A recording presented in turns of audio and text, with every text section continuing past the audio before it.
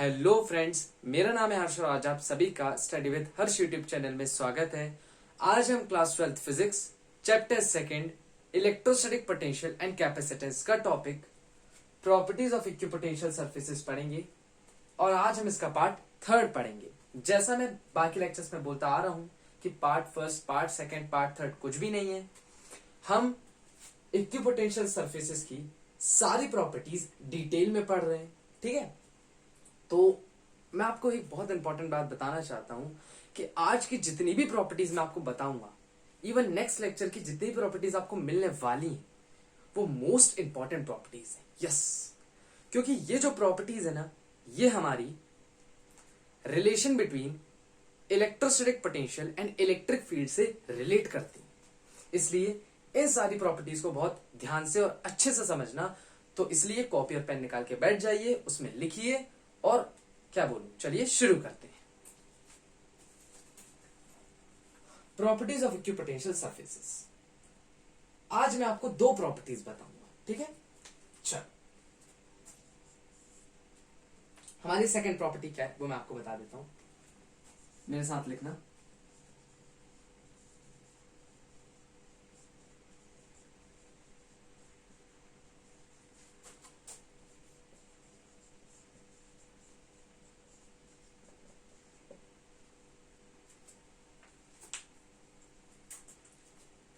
In an equipotential surface delta V is zero. अबे delta V क्या है?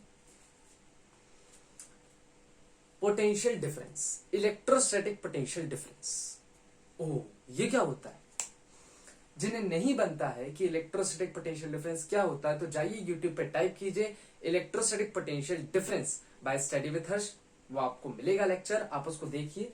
और नहीं देखा है तो यहां समझा देते हैं। ये क्या है? ये है पोटेंशियल डिफरेंस। मतलब पूरे डिटेल में तो नहीं बता पाएंगे, लेकिन हम इतना बता सकते हैं कि होता क्या है। पोटेंशियल डिफरेंस हम किन्हीं दो पॉइंट्स के बीच में निकालते हैं। तो डेल्टा भी क्या होता है? जीरो होता है इन एन इक्विपोटेंशियल सरफेस। चलो एक इक्विपोटेंशियल सरफेस ही बनाते हैं। मान लो ये एक पॉजिटिव पॉइंट चार्ज है। क्या है? पॉजिटिव पॉइंट चार्ज है। और आपको पता है किसी भी पॉजिटिव पॉइंट चार्ज की वजह से कैसे इक्विपोटेंशियल सरफेसेस क्रिएट किए जाते हैं? स्फेरिकल सरफेसेस या कॉन्सेंट्रिक सर्कल्स।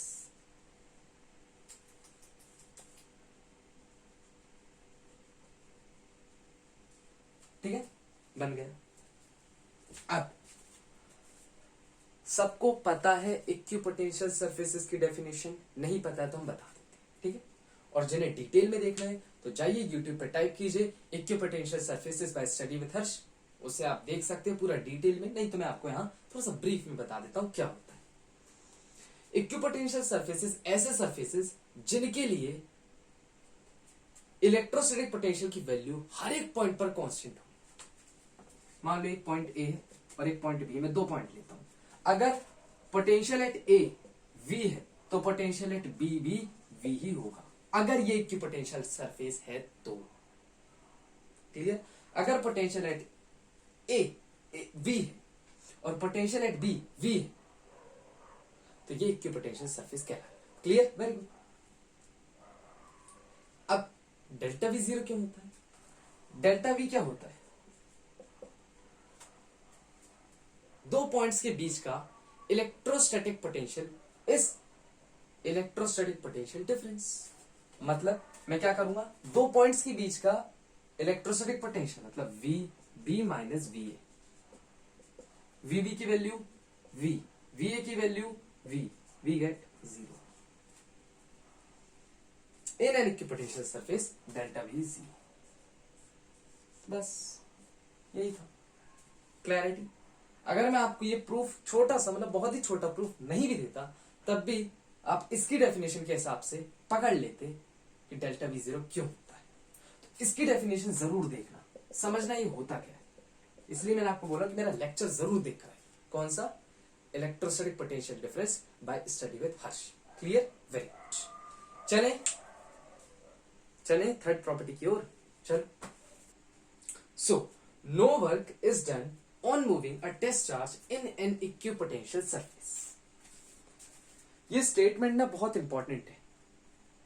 ठीक है, क्योंकि इसका मीनिंग जो समझ गया ना, विजय पा गया, उसको बच जाएगा, क्लैरिटी हो जाएगी, फिर उसको थ्योरेटिकल रीजन भी पता चल जाएगा, मैथमेटिकल फील्ड में आपको दे दूंगा, कोई चिंता की बात नहीं, लेकिन ये स्टेटमेंट समझ लो बस। चलो इसके अंदर जाते हैं, ठीक है, इसको और डिटेल में समझते हैं, डीप में समझते हैं। चलो बना डायग्राम। ये मेरे पास क्या है, अब तो सब पहचान गए होंगे क्या है, अब बोलने की जरूरत नहीं है। मान लो मेरे पास एक बोल ही देता हूं, पॉजिटिव पॉइंट चार्ज है और ये अपने आसपास क्या बना रहा है, इक्विपोटेंशियल सरफेसेस बना रहा है, इक्विपोटेंशियल सरफेसेस।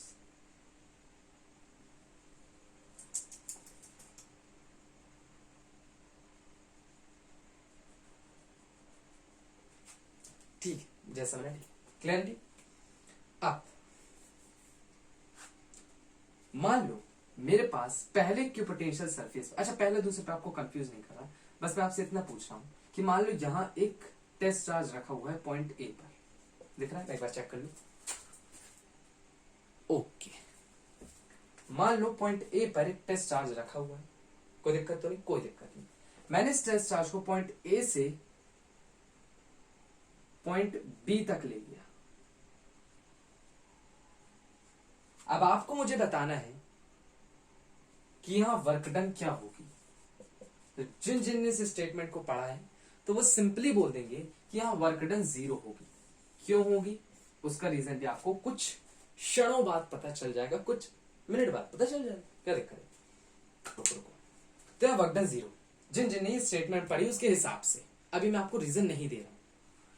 अच्छा, मान लो इसे टेस्ट चार्ज को मैं पॉइंट ए से पॉइंट सी पे ले गया, मैं ऐसे ले जाऊं, ऐसे करके ले जाऊं, मतलब कैसे भी ले जाऊं, ये कुछ ज्यादा हो गई,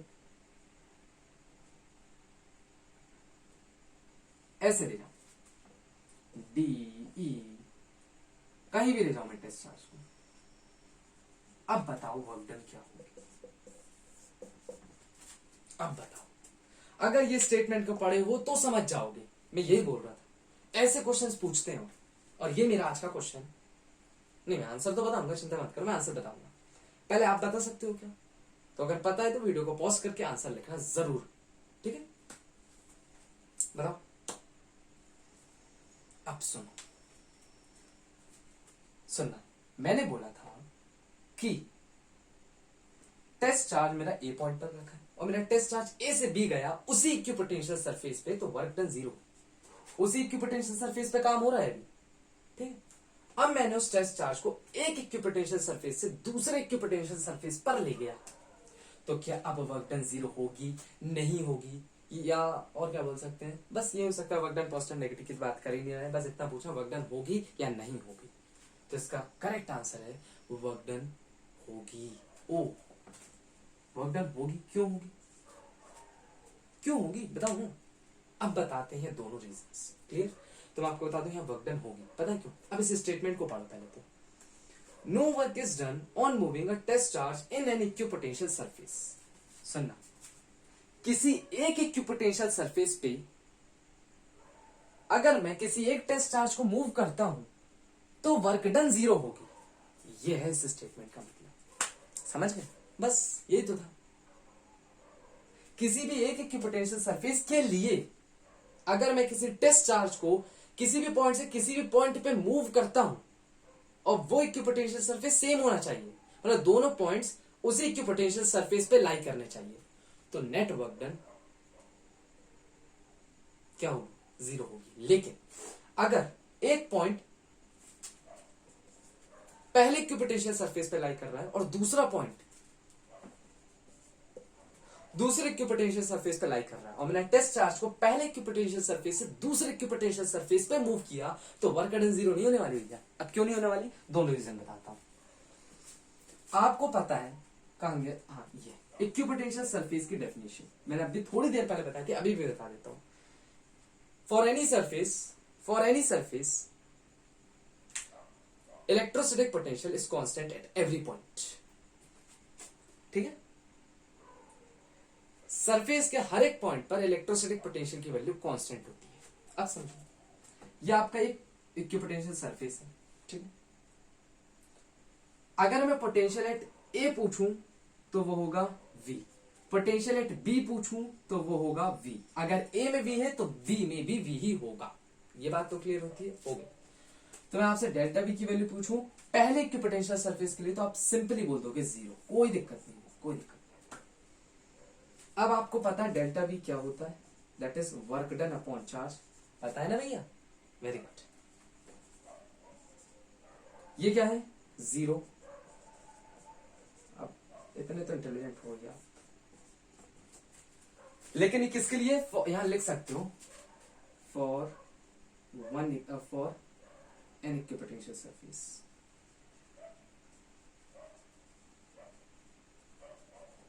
ये याद रखो कि अगर आप किसी टेस्ट चार्ज को एक पॉइंट से दूसरे पॉइंट पे मूव करो और वो पॉइंट्स उसी सरफेस पे लाई कर रहे हैं, तो वर्क डन क्या होगी, 0 होगी। क्लियर, ये बात तो क्लियर होगी। दूसरी बात है, अगर अब दूसरा पॉइंट, ये तो क्लियर हो गया ना, वेरी गुड, और इसका मैंने मैथमेटिकल फील या कंसेप्ट भी दे दिया। ये 0 क्यों नहीं हुआ, मुझे तो इसका आंसर चाहिए, देते हैं इसका आंसर।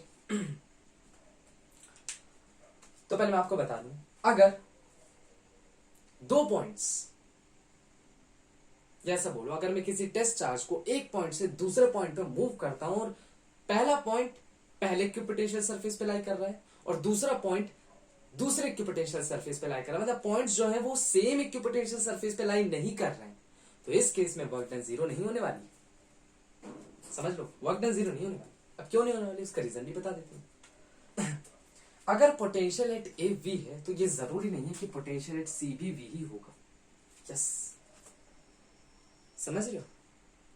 अरे बहुत इंपॉर्टेंट बात बता रहा हूं, ये बहुत इंपॉर्टेंट है। यस, पहले की पोटेंशियल सरफेस के लिए हर एक पॉइंट पर पोटेंशियल वी होगा, लेकिन अगर आप ये बोलो कि दूसरे की पोटेंशियल सरफेस के लिए भी हर एक पॉइंट पर पोटेंशियल वी होगा, तो ये रॉन्ग है, क्योंकि इक्विपोटेंशियल सरफेस जो है वो वेरी करता है from one equipotential surface to another. शायद गलत बोल दिया, एक और बोल देता हूं, जो आपका इलेक्ट्रोस्टैटिक पोटेंशियल है वो वेरी करता है from one equipotential surface to another, ठीक है ना। अगर यहां इक्विपोटेंशियल, माफ करना, क्या इक्विपोटेंशियल बोल रहा हूं, हाँ, अगर यहां इलेक्ट्रोस्टैटिक पोटेंशियल की वैल्यू वी है तो यहां वी नहीं होगी, या तो यहां कम होगी या तो ज्यादा होगी, और मैं आपको बता दूं यहां कम होगी। चिंता नहीं करो, नेक्स्ट लेक्चर्स में आपको सब पता चलने वाला है। क्लियर, तो यही था इसका रीजन। अब चेंज इन पोटेंशियल 0 ही नहीं है, v 0 ही नहीं, मतलब v कांस्टेंट नहीं है। अब v कांस्टेंट नहीं है, चेंज इन पोटेंशियल 0 नहीं है, तो कहां से वर्क डन 0 हो जाएगा? यहां था तो ये फॉर टू इक्विपोटेंशियल सरफेस।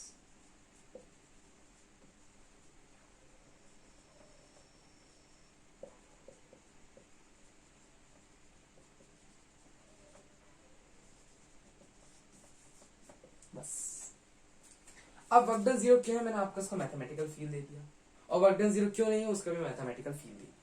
लेकिन किसी ने थ्योरेटिकल फील समझने की कोशिश की कि क्या है, जो मैथमेटिकल है वही थ्योरेटिकल है भैया। फिजिक्स मांगती है सिर्फ प्रूफ, चाहे आप उसको थ्योरेटिकली दो या तो मैथमेटिकली दो, लेकिन प्रूफ होना चाहिए ये वाला। तो मैंने आपको ये वाला दिया, मतलब मैथमेटिकल प्रूफ इंपॉर्टेंट होता है, ठीक है।